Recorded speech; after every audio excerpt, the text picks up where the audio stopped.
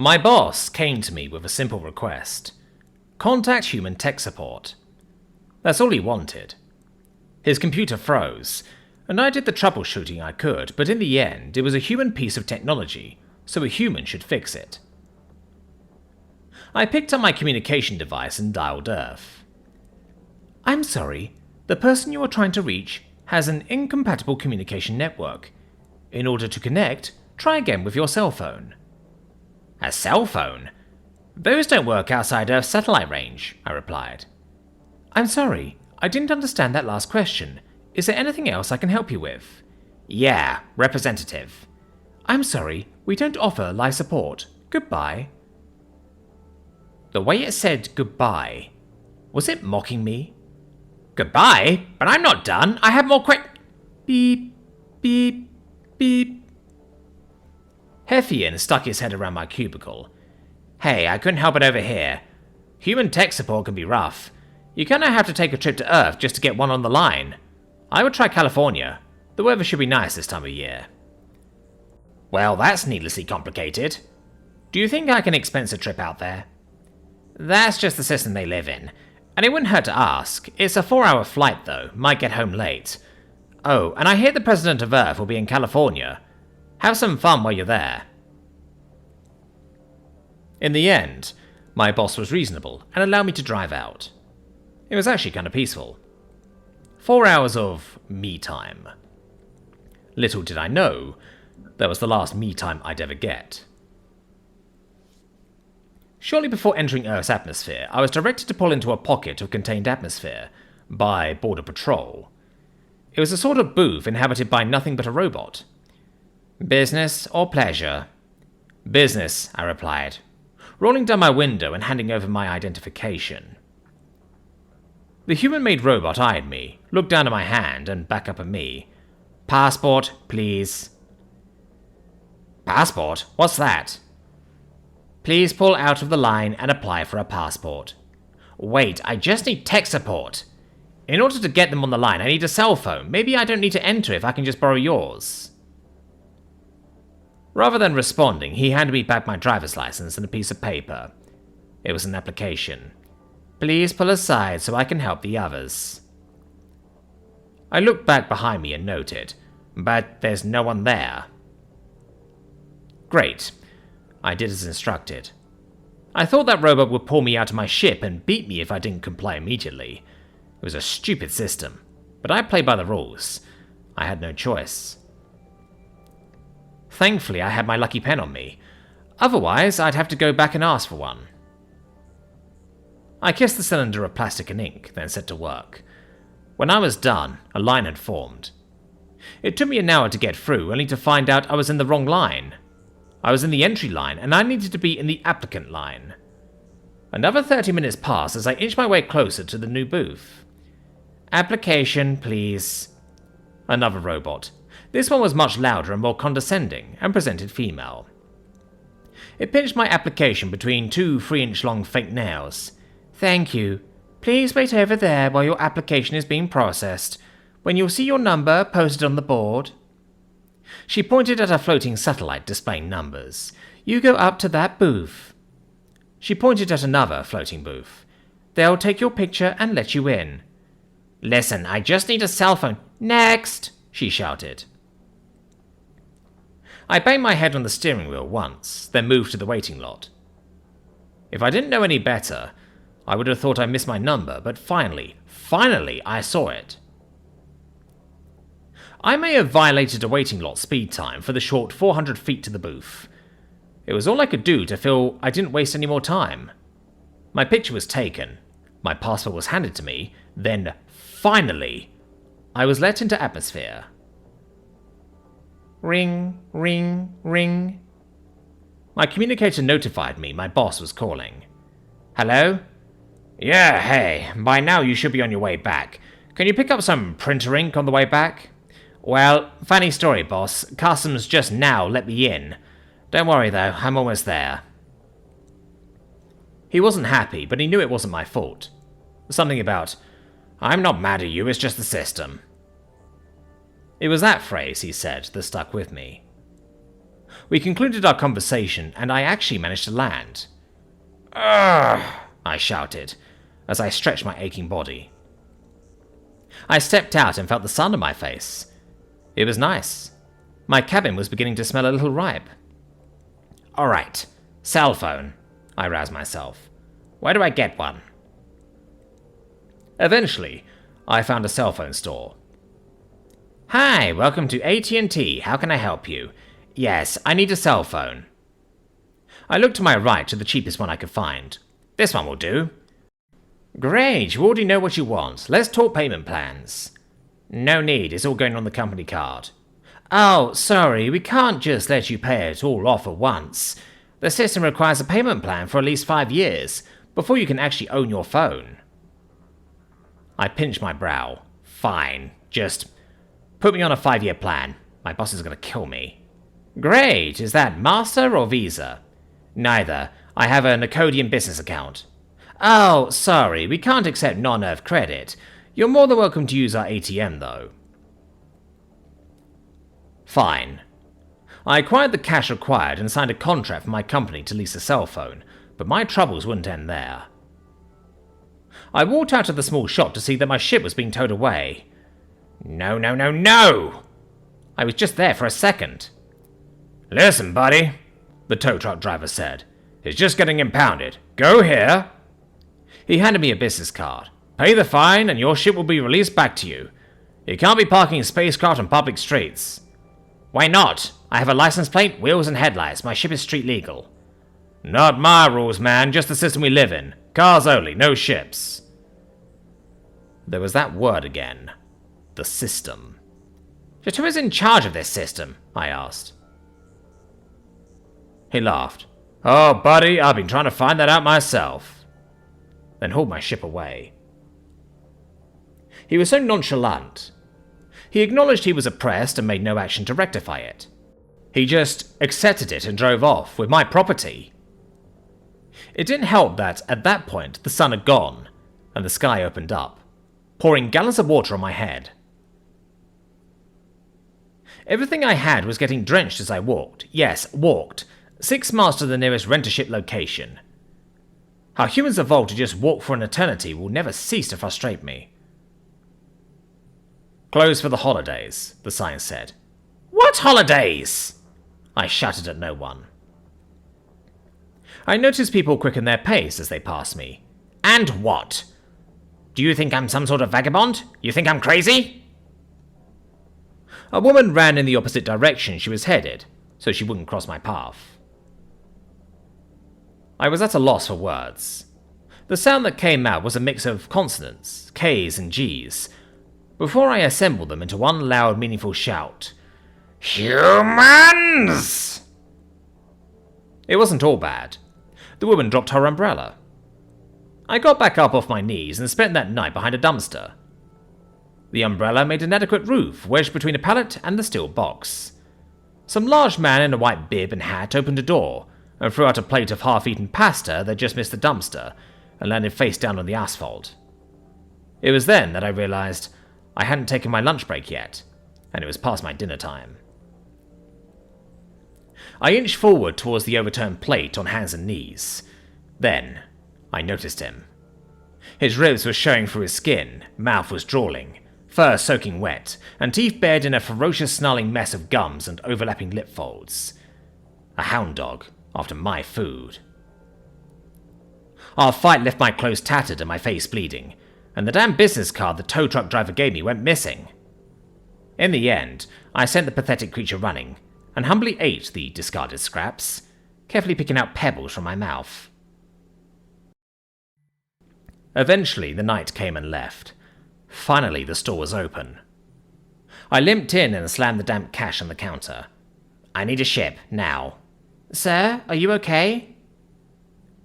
I held up a fist near my head, then lowered it, unclenched my jaw, relaxed my fingers, and re-established eye contact with the rental car representative. "I'm fine.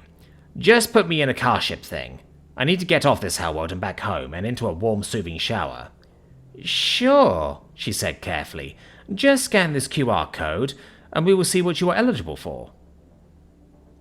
I did as instructed, and I felt a shot of vindication as her eyes widened. Wow, it looks like you are eligible for our top model. Let me show you to it. Ah, yes, I thought. Finally, things are beginning to look up. The car she showed me was a beauty. 3 warp drive engine coils, V10 engine, and an auto adjustment cup holder to fit any size. I'll take it, I said emphatically. Where are the keys? That's the neat part, she winked. There aren't any. Just download the app, scan the QR code on the steering wheel, and hit start on the screen. We already approved your account with this car, so you should be all set. There aren't any keys? Can you just give me something with a key? Isn't that needlessly convoluted? Sorry, all our cars are keyless. It's the new trend. I hate to say it, but once I got into that human contraption, it felt nice. It automatically adjusted to my optimal ergonomic conditions and drove itself. Now, where is that impound lot? I asked, to no one in particular. Ping from the car.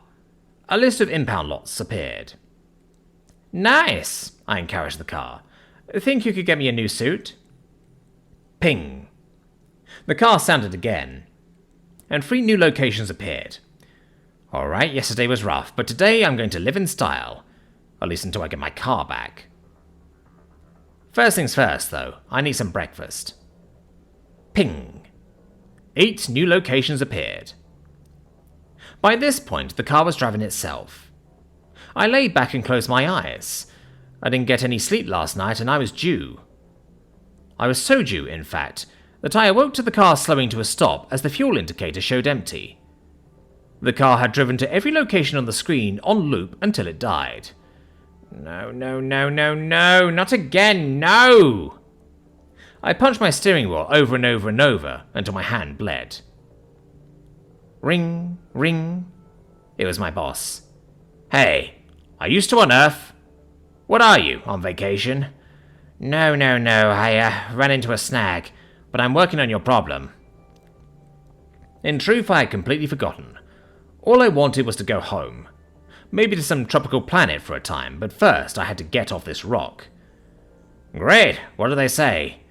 I'm supposed to call them back today. Well, get on that. This wasn't supposed to take this long. Click. He hung up.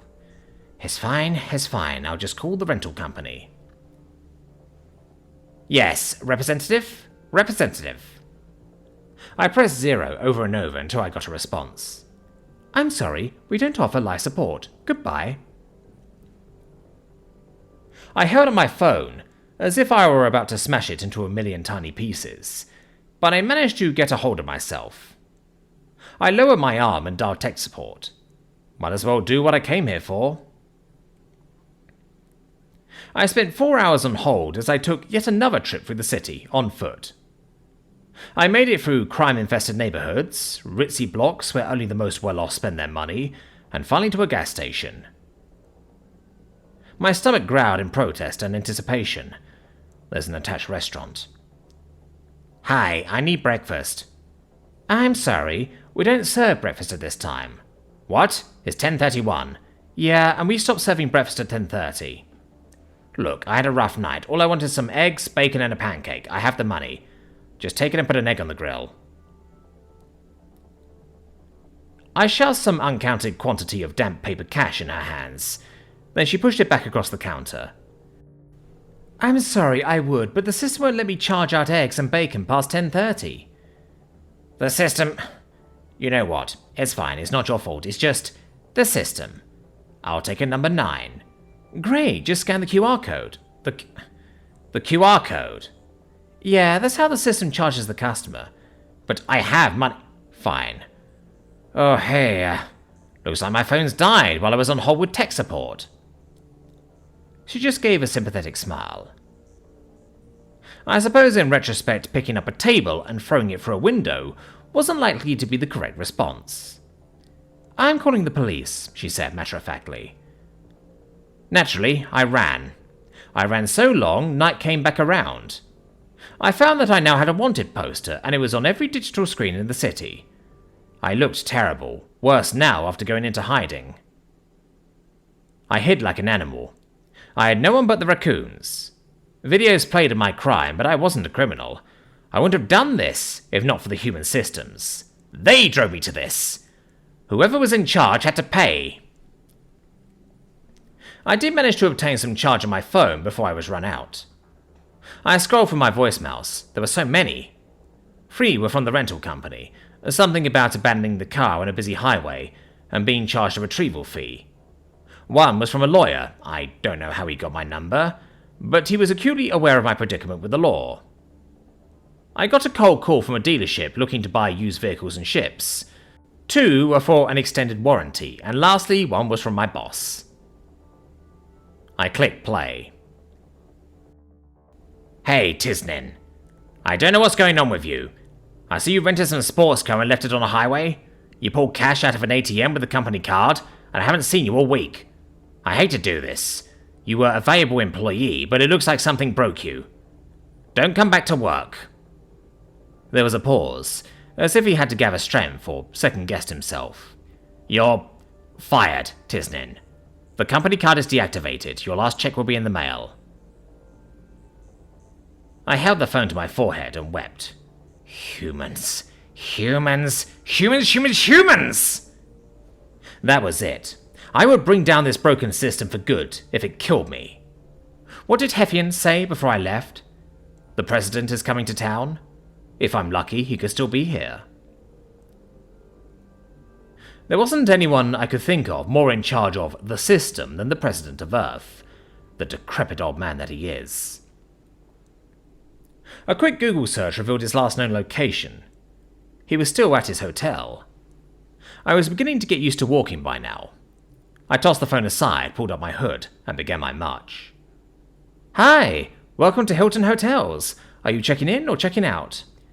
I'm not here for a room. I'm here to meet the president. The flamboyant man behind the desk furrowed his brows and traced my body from head to toe. He could see my condition and made a correct assumption about my intentions.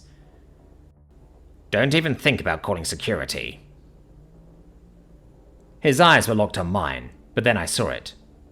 For just a second, his focus shifted behind me, then back to me. I turned and saw him. The president was outside, loading into his motorcade.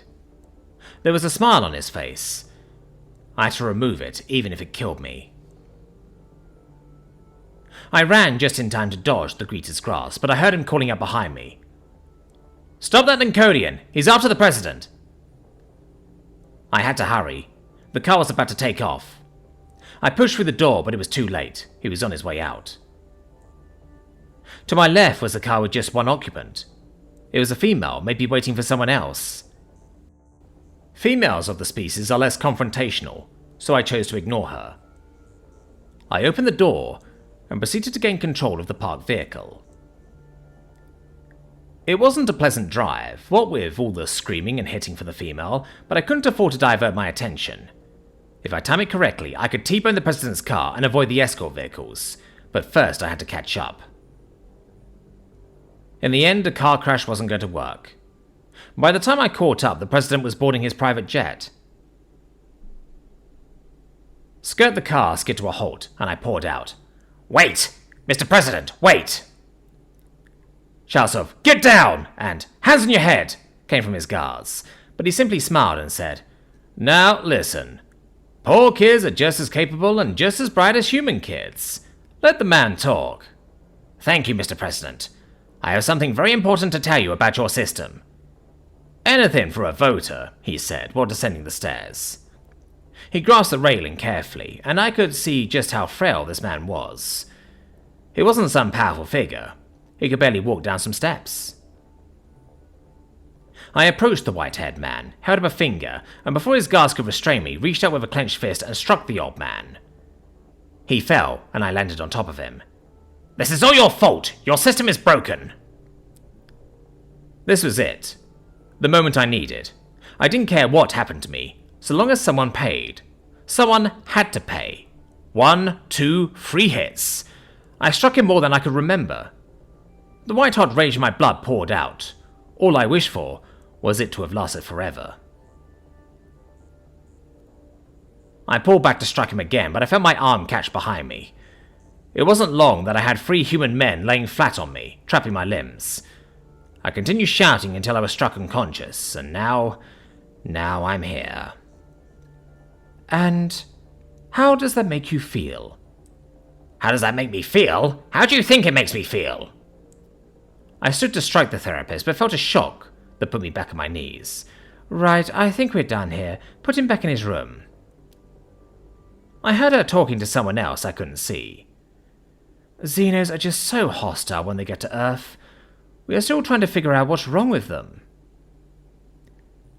I honestly don't know how long I've been here. It's a prison, but for that one fleeting moment I was free. Freer than I had ever been. I, Tinsden, took on the system, and made the humans pay for what they put me through.